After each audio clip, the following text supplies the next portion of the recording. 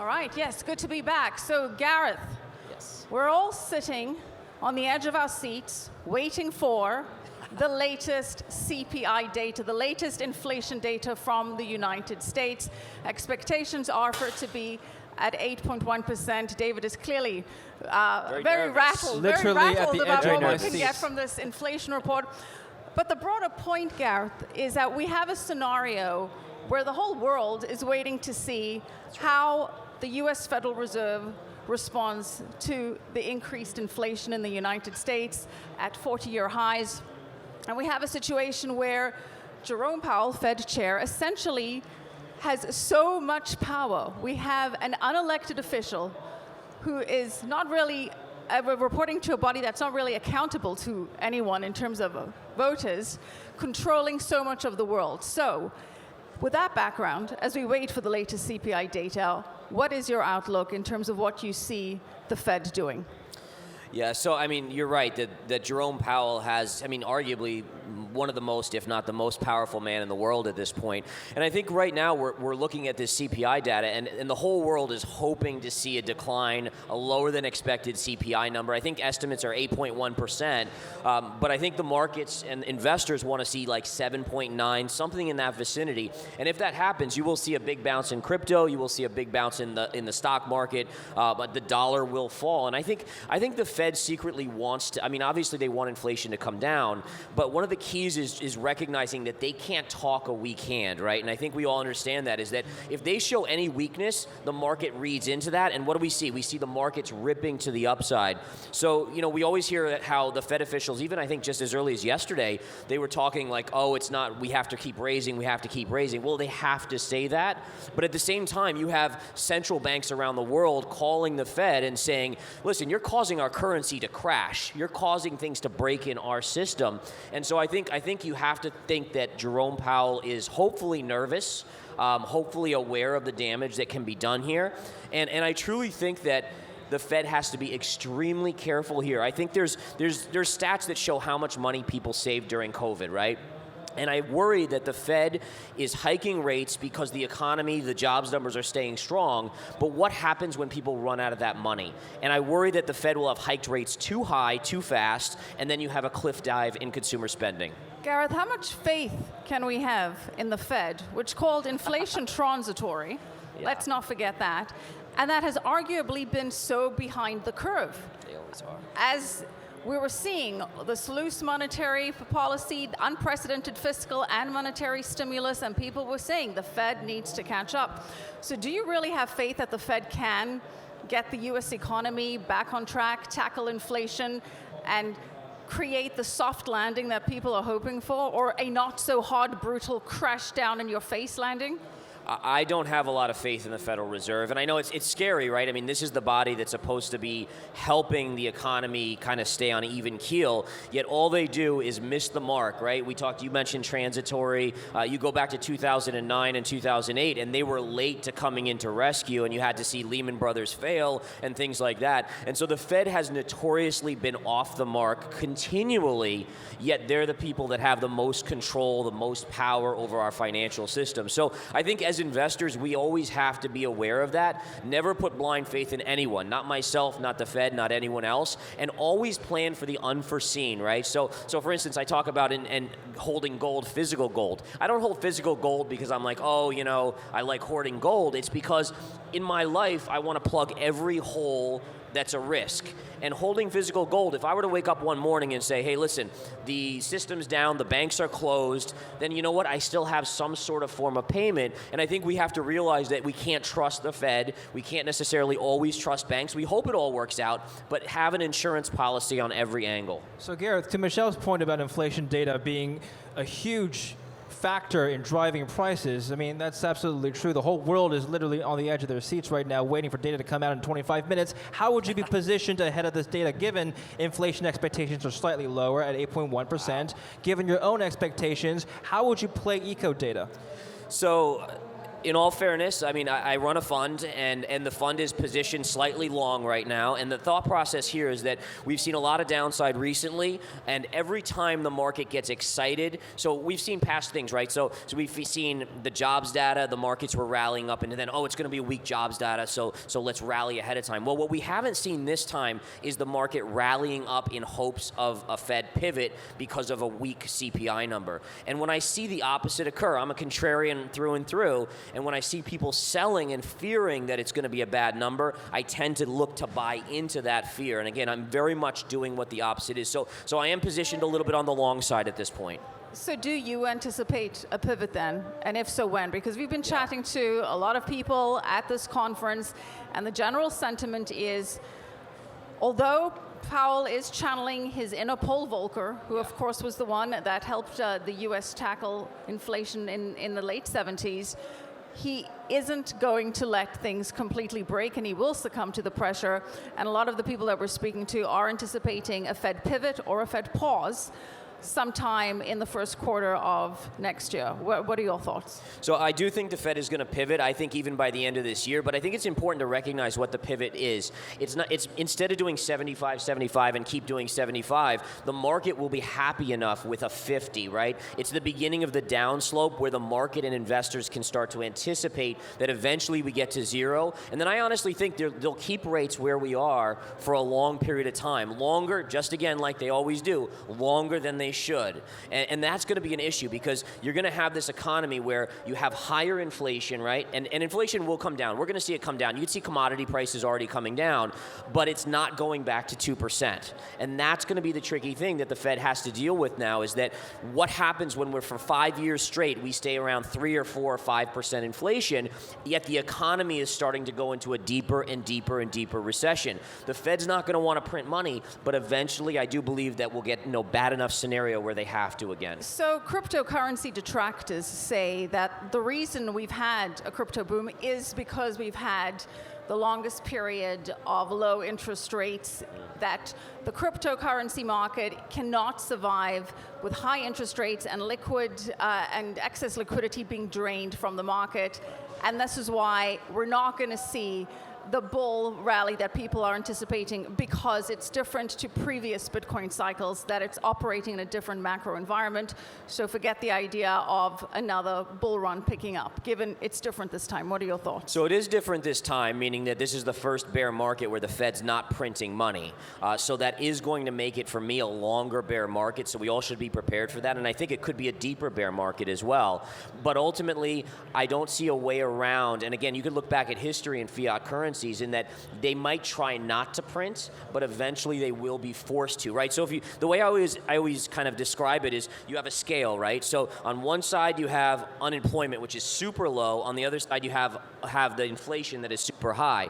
What's going to happen is you'll see inflation come down and it'll get down, let's say 4%, but over time you're going to have unemployment rise. Now at 5% unemployment, they're still not printing money. They're still kind of stuck here. They don't want to do it. It's 4% inflation, too high, they say. 6, 7, 8, 9, 10. You're going to get to a point where you have 10, 12% unemployment. What are they going to say? Oh, darn, 4% inflation, we won't print. No, they will print. They're supposed to be independent, but political nature is to put pressure on the Fed. The next president will appoint someone new that is going to be more apt to do what they want. All right. Well, our current president, President Biden, has been putting the blame on Putin. He's called it the Putin tax hike. The Fed as well has tried to deflect some of their responsibility onto the war between Russia and Ukraine. If we do reach some kind of diplomatic solution, and I usually go for doomsday scenarios, so it's rare for me to go for the positive spin. If we do reach some kind of diplomatic solution, is that enough to break the crypto winter, to turn things around, to release supply chain issues? Could that be a game changer? I don't believe so. I think that any solution with Russia and Ukraine, it's going to help a little bit, but I think the wage pressures are what's going to keep inflation high. And one of the things to keep in mind is, all of a sudden in the U.S., we have scenarios where people that were making $10 an hour are now making $20 an hour. Well, if you sell widgets or if you sell whatever you sell, you can't just double your price overnight, even though you have to pay pay your employees more money or double. So what you do is you raise the price of that widget by, let's say, 10% this year, then again next year 10%, and eventually you get your margins back in alignment, Gareth, but you take a little hit of earnings in the near term. Just to jump in here, because you mentioned something very important. There's two things that have been unprecedented with what you just said. First, we're entering a recession and inflation is still high. That's never happened before. Usually when you go into a recession, inflation comes down. Yeah. The second thing is that the Fed is raising interest rates into a recession. And my mic cut off. They've never in the history of the Federal Reserve done that. Right. So these two unprecedented factors, how's that going to play into the markets? So I think number one is the scariest thing is stagflation, right? Where you have inflation, but then you have a slowing economy. And the reason why stagflation is so scary is because usually, like David mentioned, is you have inflation, which means prices are going up, but usually it's in a good economic period where people are making more and more money. So they can tolerate inflation, right? If the price of an apple goes to $1.10 from $1, you can afford that. When you have a downswing in the economy with inflation, people are losing jobs and things are going up, prices are going up. So that's the worst case scenario, and I do think that's a risk at least for a few years in terms of happening. And then what was the other point? The other point is that the Federal Reserve is raising interest rates into a recession, okay? Right. That's doubly bad for equities, That's right? right. That's right. And you're going to see that, right? I mean, the S&P's down 25% already this year. I do think this is the beginning of a protracted, a long period bear market. I've referred people to look at the Brazil chart over the last, since 2003. In 2003, Brazil had this monster rally that basically went up sky high. Since 2003, it has gone sideways like this. So you haven't seen new all-time highs. Look at the Hang Seng market, same thing. So a lot of these economies had these monster moves, and then you see how much consolidation it took for them to kind of digest those moves. I do think that the U.S. is going into that period, and I don't expect new all-time highs in the stock market on the S&P for years to come. By the way, that doesn't mean that there's not opportunities. Remember, bear markets are the best place to find opportunities. So which sectors do you think we could see the most opportunities in then? So I'm a big believer in looking outside of the United States now, mainly because I think a lot of fund managers have looked inside the U.S. The U.S. has been the safest spot. It's been the most secure. The Fed was the most lenient. So all money from global money came into the United States. So now I'm starting to look at foreign equities as the next place. I mean, for instance, China's going through real tough times right now, but their inflation is much, much lower than the U.S., which enables their government to actually print more money and stimulate. And the question I have is, they're going through this horrendous housing market collapse. And the question I would say is, can the government respond and do something like our government and our Fed did in 2009? And could you have that be the next bull market? Just something to ponder. On the global front, with the high inflation and the Fed raising rates and the geopolitical uncertainty, we've got the dollar really hitting highs, stronger than the pound, parity with the euro. Considering that a lot of the world owes its debts in dollars, what are the consequences of the dollar staying so strong for long? I mean, a strong dollar kills corporate profits, right? I mean, number one, if you're in the stock market like I am, you have to realize that so many companies are global now, so they're taking payments in yen, in yuan, in euros, and when they transfer that back into US dollars, currencies have adjusted very quickly, so they're getting less money in US dollars. So it hurts global economies with the strong dollar, and it also hurts corporate profits, and ultimately that's just another headwind. And we saw the Bank of England recently get involved. I mean, they're obviously, the UK is doing a bunch of different things, including major tax cuts, so there's putting a lot of pressure on their currency as well. But I expect more breakages in the system, and this is one of the reasons why I'm so scared about the hikes that the Fed's putting in and being so aggressive, is that you have this global connection with all of these countries, and if you break one thing, it's like a domino effect, and you could see a big breakdown in the system. So when we talk about a breakdown in the system and a potential trigger for that, whilst the US dollar may be king at the moment, may be strong, I like to say the cleanest shirt in the dirty laundry basket when you compare it to other fiat currencies. There is a concern that this does cause the system to crack. It causes a bifurcation of the global monetary system, and it ultimately results long-term in the dollar losing its status as the king of global reserve currencies. You're nodding in agreement. Yeah, I do think that's going to happen. I think the mistake most people make is thinking that it's overnight. Like last year with the crypto conference here, the big thing was, the dollar is going to be worthless, so you got to be in Bitcoin. And what we have to remember is that number one is reserve currencies. There generally is a lifespan, right? Cycles for reserve currencies. So you can go back historically and actually look at different reserve currencies throughout the global world and actually see that it's usually about 100 to 120 years that a normal currency remains the reserve currency. The US dollar is getting towards the end of that cycle, and you can already see it with what's going on with Russia and China. They're starting to make these inroads into using yuan or other currencies out there. So I do think that ultimately the dollar is displaced. I think, again, most likely the digital yuan could be that next one. I don't think it's a Bitcoin type thing, mainly because I think Bitcoin is, for me, a digital gold, but I do think that the reserve currency of the US over time, and please understand that it's not going to happen in the next 2 years, right? We're still the cleanest shirt, as you said, in the room,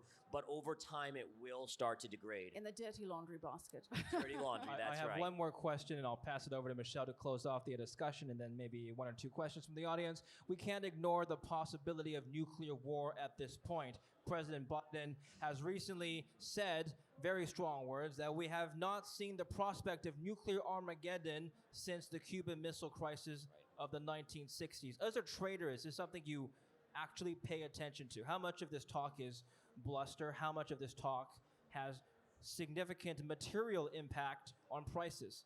So it does have a small impact on prices, whether it's Bitcoin or other or stocks. But I think it's important to recognize, as a trader, everything I do is probabilities, right? So what's the probability of X or Y occurring? And with me, it's basically using that and saying, if there's extra fear because of this, I'm going to use it as a buying opportunity in certain sectors, as the probabilities of Armageddon are very small. And I always remind myself, if Armageddon really happens, does it matter if I lost on the trade anyways? You can trade from your bunker. Yeah, exactly. Maybe buy stocks in the nuclear bunker That's right. manufacturers. That's right. That's the trader anticipating nuclear war. All right. Well, Michelle, do you have any final thoughts, questions? I think it's time we open it to our audience for some questions, and then we'll wrap up with final thoughts. All right. Anybody? We have a question in the back. The lady there with her hand up there. Hello. Just I was wondering, considering the fact that inflation is rising and wages aren't getting any higher anyway, a friend and I had a conversation about kind of reverting to like a barter system, but utilizing a sort of tokenization incentive in order for like people from smaller villages or cities that are maybe suffering, or countries that are suffering from high inflation and stagnation, et cetera.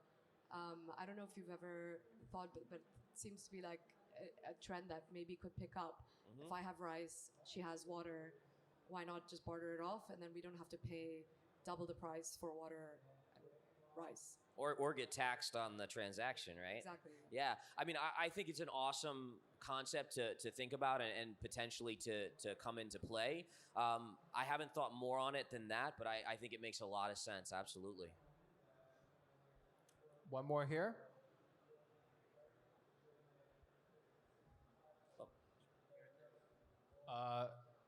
Yeah. Hi. Till when you see the interest rates keep on increasing, or in near term they will come to a halt on the increases that have taken place? Because it's been quite regular, that the rates have gone up, and that has caused a lot of problems. It has caused a lot of problems, but I do see an end in sight. I think we're very close, probably 8th or 9th inning of the hikes. And basically, I think you see the cracks like Bank of England starting to have to act. And those cracks tell you that there's only so much more the system can handle. And I'm talking global system of Federal Reserve rate hikes. So again, I'm thinking 50 basis points in. Obviously, we'll have to see what the CPI number is, which could be out any minute now. I was just checking my phone for that, but not yet. 3 minutes to go. So we're still guessing on that one. Which means you've gone long on this panel, by the way. Yes, that is.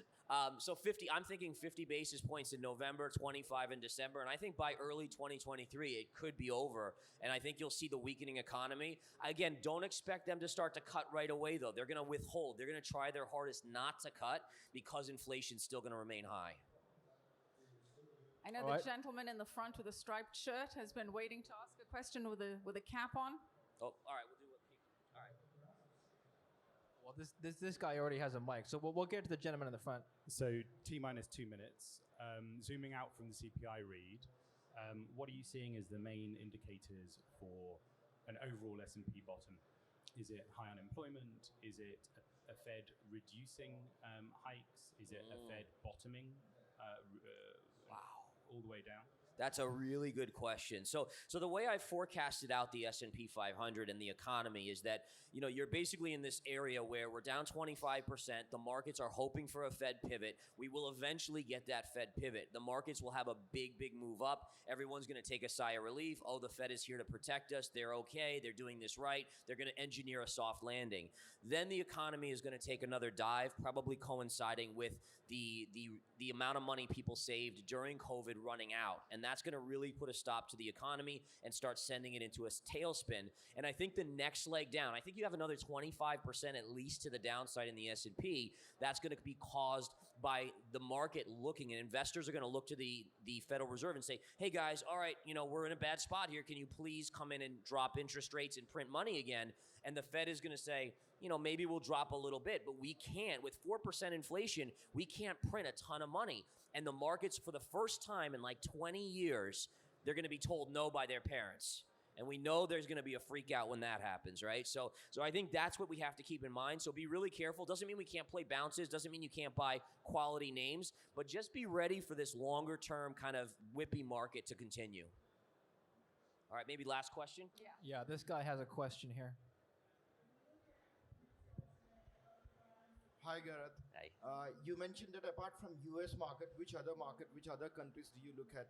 Do you look at India as a higher potential growth in the next few years to come? And looking at the setbacks with other markets, Indian markets are still doing much better than the other markets. So what's Yeah, so that's a great point. And looking at all these foreign markets, it makes a lot of sense because that's where you're going to find opportunity. I would just say I think the reliance with India on the United States is semi-decent at this point still, just like China is to some extent. As long as their inflation, and I'm not sure about the inflation in India, as long as it stays subdued, then I think you look to that market. If it starts to pop and you also have the U.S. market slipping into recession, be careful because it is an elevated market. And again, one of the things noticed recently I read about was that the Chinese stock market and the India market are the furthest imbalanced as two emerging markets that they have ever been. And so it does make me wonder if the Chinese market has a bounce and they kind of meet back in the center somewhat somewhere. So just watch that data point. I think that's going to be really important. Speaking of data, it's 8:30. Oh boy. Anyone have the CPI data? I'm looking for it right now. It's supposed to come in. We'll give it another- 0%? That's what Biden said a few months ago when Yeah. month-over-month CPI was 0. Look, everyone takes out their phone. It's like, Yeah. I while we're looking for that, I do have a quick comment, and somebody Yes. can pull that up. So, on your point about the stock market staying flat for the next 10 years, certainly if you're a value and trader, that doesn't look good prospect-wise. But if you're a trader, what do you do there? So first off, the markets are getting slammed. Right. Down almost 2.5% on the Speaking of positioning, almost 2% on the S&P 500. So that right there, I don't even need to know the number. It came in hotter than expected, right? You don't even have to know what the number is. The markets are the best indicator. 8.2, so 8.1, hotter than expected. Wow. Look at this reaction for Yeah. 1 basis point. All right. 0.1 and the market's dump. I got to wrap up and tell us about where we can find more about your work and your services, educating the public. You're not just a trader, you're an educator. Tell us about that. Yes, I've been a trader for 20 years. I got to the point where I've learned so much by making so many mistakes in my early career that I decided to put together a educational course. So it's a 3-course series, verified investing education. It basically, I teach you everything I know in there. I put it all finally in video format, showing charts, showing everything. We go over discipline, how to become a disciplined trader, which is probably the hardest thing anyone ever has to learn. The market psychology, how to read the psychology of the markets, and then ultimately every chart setup, how to read charts, how to look for every indicator that can give you the probabilities to position yourself in the right direction. And it works. It's amazing. People have taken it and they say it literally changed their lives. So it's exciting. Very And cool. Gareth, very quickly, remind us why we should be listening to you. Recap some of your exceptionally correct calls. Well, Bitcoin last year, I think I was on this stage or one of the other ones. I said I was the only one that said Bitcoin at 65 or so was heading to 20. It went to 20. We obviously are now just a little bit below that. In March, when oil hit 130, I said it's going down. Everyone, even on TV, said 200. I said, nope, technicals tell me it's going down. It came down to 76. And those are just some of the recent ones. But the key is it's all charts. I don't have any special abilities. My IQ is average. But the key is it's learning. It's spending that time to learn and just study a little bit, and it can change the way you view things. Instead of buying at 65,000 or 69,000, you start looking to short, or at least you sit on the sidelines and let it fall while everyone else is clamoring, and you buy low. So I think that's the key, is that it's really all about learning. He's not telling us about his time machine that he's hiding. But in any case, thank you so much, Thank you, Gareth. guys. Thank you, Thank you. Michelle, for your Thank you, guys. questions, and thank you for watching. Thank you, guys.